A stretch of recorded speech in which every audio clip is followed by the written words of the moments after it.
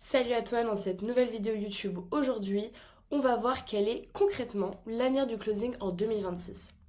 Est-ce que tu sais pourquoi certains closers sont de plus en plus agressifs dans les appels de vente? C'est parce qu'ils voient que ça ne fonctionne plus. Aujourd'hui, les prospects ne sont plus du tout naïfs. Ils sont vraiment conscients qu'on a quelque chose à leur vendre et donc les gens sont très méfiants et les closers s'imaginent qu'en étant plus agressifs, en mettant plus de pression, etc., ils vont réussir à davantage les sortir de leur zone de confort, alors qu'en réalité, c'est l'opposé.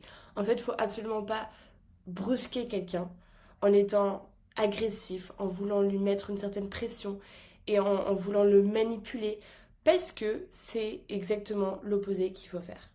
Et dans cette vidéo, je vais te montrer pourquoi le closing en 2026 va avoir des attentes complètement différentes par rapport aux années précédentes et quelle posture toi tu vas pouvoir adopter pour augmenter tes ventes, augmenter ton taux de closing et faire en sorte d'aider un maximum de personnes cette année.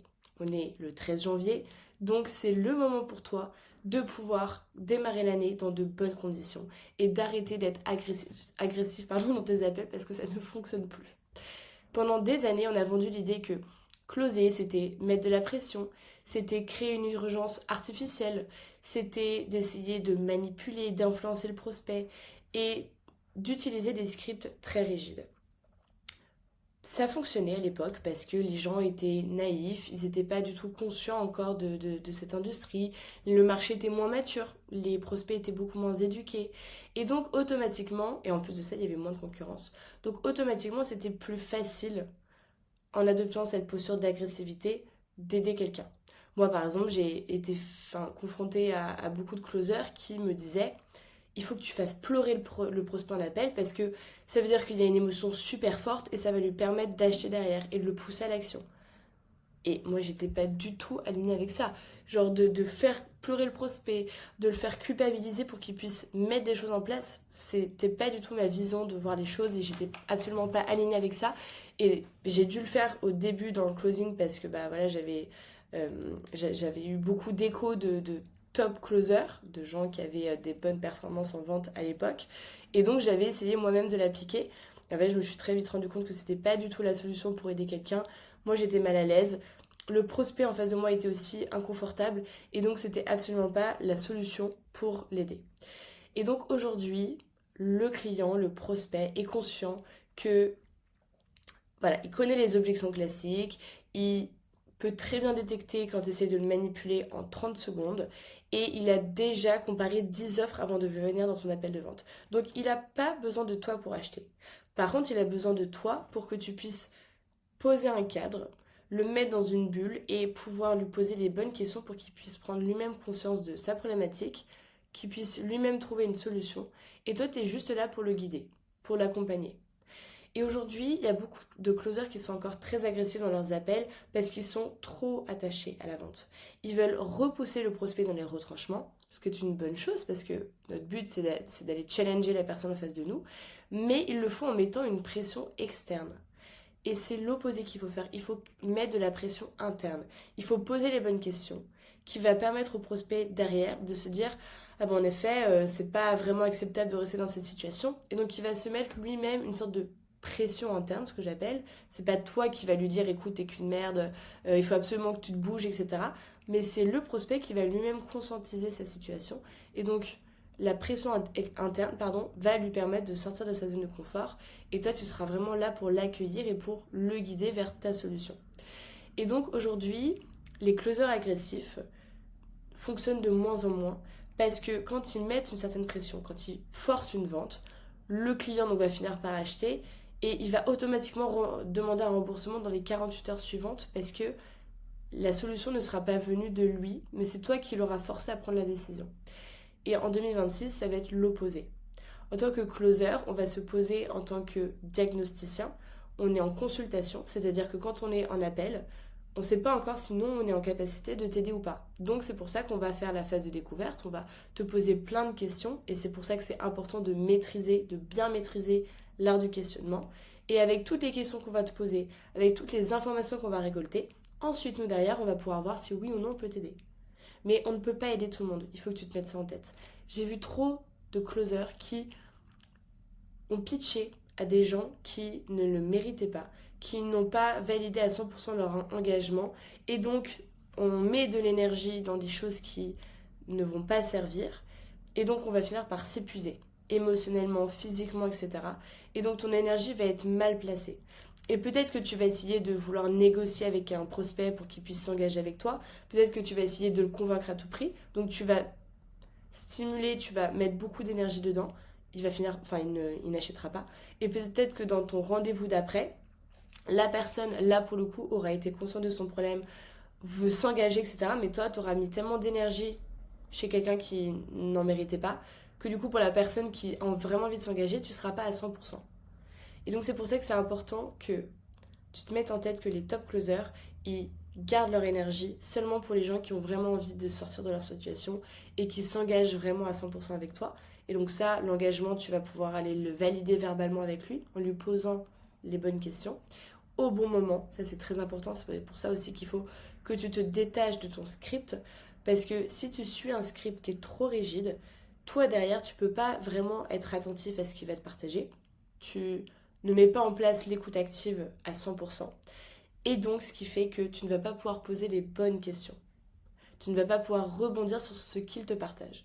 Et donc, derrière, ça va être difficile pour le prospect de se convaincre. Pour devenir un top closer, ce qui est essentiel, c'est la mise en pratique rapide. C'est-à-dire qu'il faut que tu implémentes le plus rapidement possible tout ce que tu peux mettre en place. Alors, je vais préciser. Par exemple, pour l'art du questionnement, je dis très souvent qu'il faut que tu puisses maîtriser l'art du questionnement, que c'est très important. Mais qu'est-ce que c'est que l'art du questionnement concrètement? C'est savoir poser les bonnes questions. Oui, mais qu'est-ce que c'est qu'une bonne question? Une bonne question, c'est quand tu vas chercher l'émotion du prospect. Et donc pour ça, c'est l'une des raisons pour lesquelles il faut que tu puisses euh, connaître ta niche, connaître ton avatar client et connaître les points de douleur auxquels il fait face. Et donc poser les bonnes questions, ça va te permettre de pouvoir vraiment aider le prospect ensuite dans ton pitch. Tu vas pouvoir donc récolter toutes les informations que tu auras eues pour pouvoir pitcher. Mets-toi en tête avant chaque rendez-vous que mon rôle en tant que closer, c'est pas de convaincre, mais c'est de voir si c'est la bonne décision pour toi. Et à partir de ce moment-là, tu seras automatiquement aligné avec ta manière de vendre. Et tu vas pouvoir trouver ton propre style. Moi, par exemple, au départ, donc comme ce que je te disais, j'étais assez agressive dans mes appels, je mettais de la pression, etc. Et vu que j'étais pas alignée, je me suis dit, ok Margot, il faut que tu revoies toute ta stratégie. Comment tu te sens après avoir passé tel appel? Comment est-ce que tu te sens après avoir fait cet appel-là? Et en fait, je me suis rendu compte que ce qui me mettait vraiment mal à l'aise et pourquoi est-ce que j'arrivais pas à closer, c'est parce que je faisais des choses qui ne me correspondaient pas, qui n'étaient pas alignées avec ni mes valeurs ni mes morales. Et donc c'est pour ça que c'est important que tu puisses toi-même trouver ton style de closing. Aujourd'hui, les top closers, ceux qui performent vraiment, c'est ceux qui filtrent les mauvais prospects. Donc ceux qui ont un niveau de conscience qui est trop bas, le mauvais timing et le mauvais mindset. Et moi, par exemple, quand j'arrive dans mes appels de vente et que je vois que la personne en face de moi n'est pas 100% engagée, qu'elle n'est pas 100% convaincue, etc., je ne pitche pas. Je garde mon énergie pour d'autres personnes, pour d'autres rendez-vous. Et c'est exactement pour ça qu'on arrive à mieux closer encore. Et il faut que tu te mettes en tête, encore une fois, qu'on ne peut pas aider tout le monde. Parfois, c'est ok de s'arrêter à un seul rendez-vous et de le mettre ensuite en follow-up, en nurturing, de pouvoir l'éduquer au fur et à mesure du temps et que c'est ok de ne pas pouvoir closer cette personne le jour J. Il y en a beaucoup qui m'ont demandé aussi si le marché du closing était saturé. On n'a jamais vu autant d'entrepreneurs se lancer sur le marché depuis le Covid. Donc là, il y a une demande accrue en termes de closer. Et il faut que tu te mettes en tête que le pilier fondamental pour qu'une entreprise puisse fonctionner, c'est de faire des ventes. C'est de faire du chiffre d'affaires. Et donc c'est pour ça que c'est très important que tu saches développer des compétences en vente. Donc que tu sois setter, closer, coach de vente ou que toi-même tu proposes une offre d'accompagnement, c'est important que tu puisses constamment développer tes compétences. On ne sait pas ce qu'on ne sait pas. Et à partir du moment où tu te dis, ok, bon bah là je commence à m'ennuyer, je connais déjà tout, c'est à partir de ce moment-là où on va commencer à décroître. Parce qu'il y a toujours des choses à apprendre dans la vente. La vente moderne est sans cesse en train de se développer. on apprend toujours de nouvelles stratégies, etc. Et le seul conseil que je puisse te donner, c'est de continuer à lire des livres très régulièrement, continuer à te faire accompagner par un mentor qui a plus d'années d'expérience que toi, qui a de meilleurs résultats que toi. Et c'est pour ça d'ailleurs que l'entourage est très important dans ce domaine. Comment est-ce que toi tu vas pouvoir bien t'entourer? Et quand je dis bien t'entourer, c'est t'entourer de personnes qui sont en train d'atteindre les objectifs que toi tu te fixes. C'est pouvoir trouver les bonnes collaborations. Ça c'est très difficile dans le closing. Pouvoir closer une offre avec laquelle toi-même t'es aligné. Parce que si t'es pas 100% convaincu que le produit que tu proposes va aider la cible de prospect, automatiquement derrière, si toi-même t'es pas convaincu par ce que tu vends, ça va être difficile d'aller le vendre à quelqu'un et d'essayer de convaincre quelqu'un. Donc c'est pour ça que c'est très important que pour performer en 2026, il faut que tu développes constamment tes compétences. Il faut que tu t'entoures des bonnes personnes en termes de collaboration et en termes de mentor. Parce que justement, si tu as un mentor qui te pousse vers le closing agressif, c'est vraiment pas la solution. Et si tu sens que tu n'es pas aligné avec ça, c'est très important que tu saches t'écouter et que tu puisses partir le plus vite possible. Il y a beaucoup de mentors sur le marché du closing. C'est pour ça que c'est important que tu puisses te dire, ok, est-ce que quand je regarde ces vidéos, je me sens alignée avec ce qu'il dit? Est-ce que c'est quelque chose qui résonne profondément en moi ou pas? Si c'est pas le cas, tu ne t'engages pas. Et donc c'est pour ça que une qualité essentielle chez un bon closer, c'est l'humilité. C'est de ne pas avoir d'ego, ne pas avoir l'ego de se dire qu'on sait tout.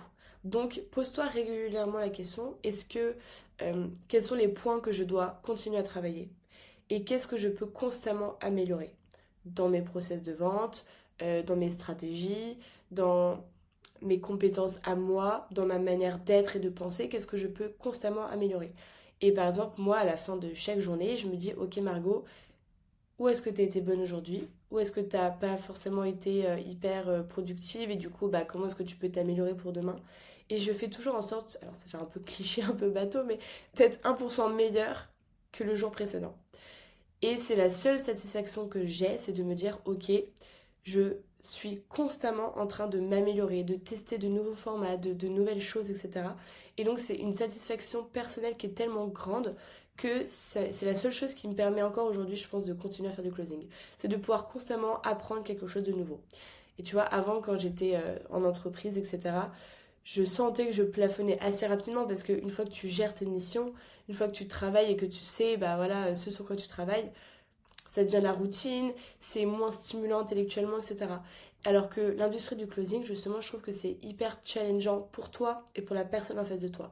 Et moi, c'est pour ça que ça me plaît autant parce que je me challenge moi-même en me disant comment est-ce que je peux toujours être meilleure pour accompagner les autres et je challenge la personne en face d'elle à sortir de sa zone de confort. Et vu qu'on accompagne des gens à sortir de leur zone de confort, je trouve ça important que nous-mêmes, on soit confrontés à devoir régulièrement sortir de sa zone de confort. Et donc c'est pour ça que moi, là, par exemple, je me suis inscrite à un séminaire à Paris fin janvier. J'ai trop hâte. Séminaire sur la vente. Et parce que du coup, bah voilà, je me dis, je vais toujours pouvoir développer davantage de compétences. Je vais forcément sortir grandi. Je vais forcément apprendre de nouvelles choses. Je vais pouvoir m'entourer de gens qui sont dans le domaine de la vente. Et je trouve ça hyper stimulant. Je trouve ça hyper intéressant. Et donc voilà, je t'encourage grandement à le faire, à te faire accompagner, à développer tes compétences. Moi, par exemple, je lis un livre par semaine sur le business, sur la vente, sur la psychologie, sur le marketing, etc. Parce que ça me stimule et je kiffe. Voilà. Passe une bonne journée.